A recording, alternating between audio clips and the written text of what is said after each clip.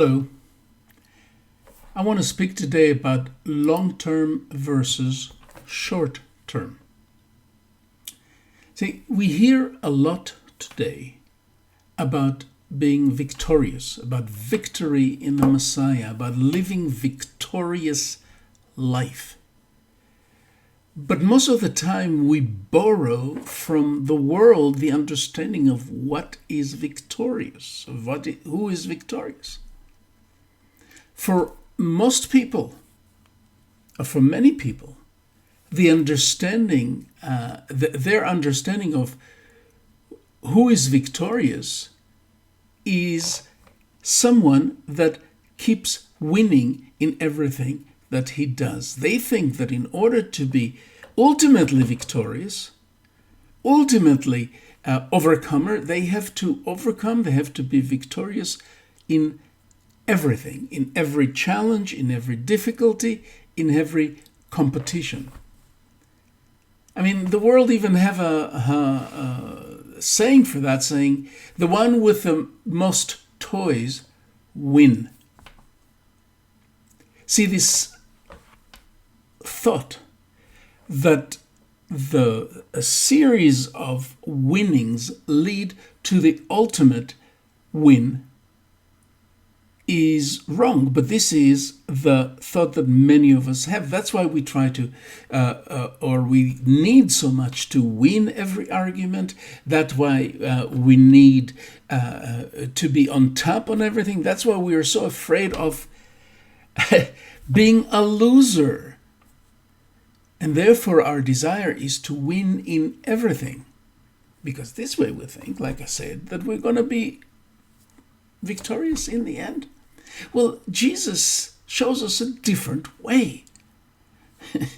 See, because we think that through short-term winning streak, we will arrive at the long-term winning ideal.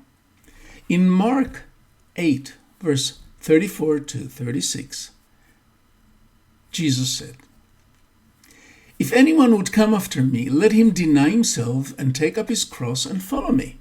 For whoever would save his life would lose it, but whoever loses his life for the sake of the gospel for my sake and the gospel's sake will save it. For what does it profit a man to gain the whole world and forfeit his soul?" Here we have the ultimate victory, winning the soul, gaining the soul, gaining the life, eternal life in Jesus through temporary, short-term losing. We have to lose our soul in order to win. What gain would we have if we'll get everything, if we will win everything, every victory, but we will lose the most important thing? See, we look at losing as a terrible thing. But when we look at the life of Jesus, and it is if it leads to the ultimate losing, but not if it's a short-term losing. See, Jesus himself lived that.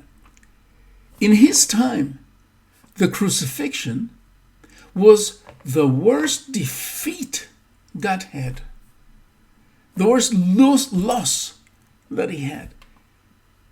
Hell rejoiced. Heaven mourned. But in actuality, that was his greatest victory, his eternal greatest victory that opened the way for us into eternal life. It was short-term losing, but long-term victory. In Mark 10, 42 to 44, he also says, "You know that those who are considered rulers of the Gentile lord it over them, and their great ones exercise authority over them. But it shall not be so among them.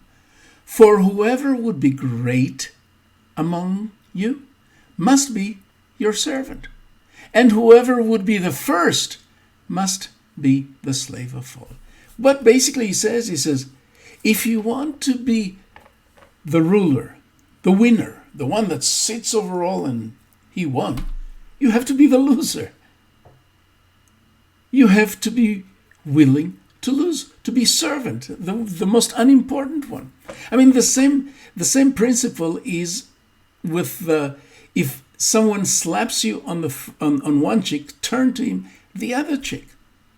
See, in the short term, receiving a slap and not responding is an insult, is a losing experience. You are a loser.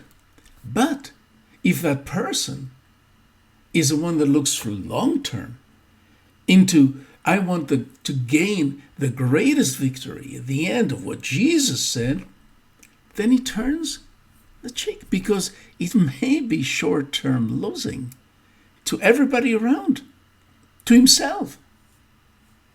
But it's the great victory if you can do it. It takes more strength to turn the other cheek than to slap back. We all know the term, the saying that we are called to run a marathon, not 100 meters dash. And I don't think that people that win in marathon start in the beginning and are the first from the very beginning all the way to the end. Now, I'm not sure, but I don't think so. You have to plan to conserve power and to do the right thing, the right steps in order to win in the end. See, we are called to live our life with a long-term vision, to live our life with a long-term purpose. We don't need to concern myself with our immediate losing or winning, with what people think if we're winners or if people think if we're losers.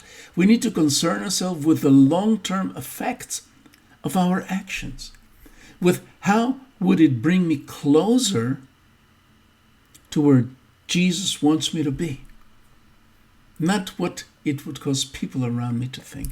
Therefore, we wouldn't mind to lose or to seem to be losing if it leads to a greater victory, either in me or overall. How do you live your life? Do you seek to be victorious in everything? Do you seek to win every argument, to win every game, to just be on top? Or you don't mind to lose if it leads to a greater victory? May God bless you.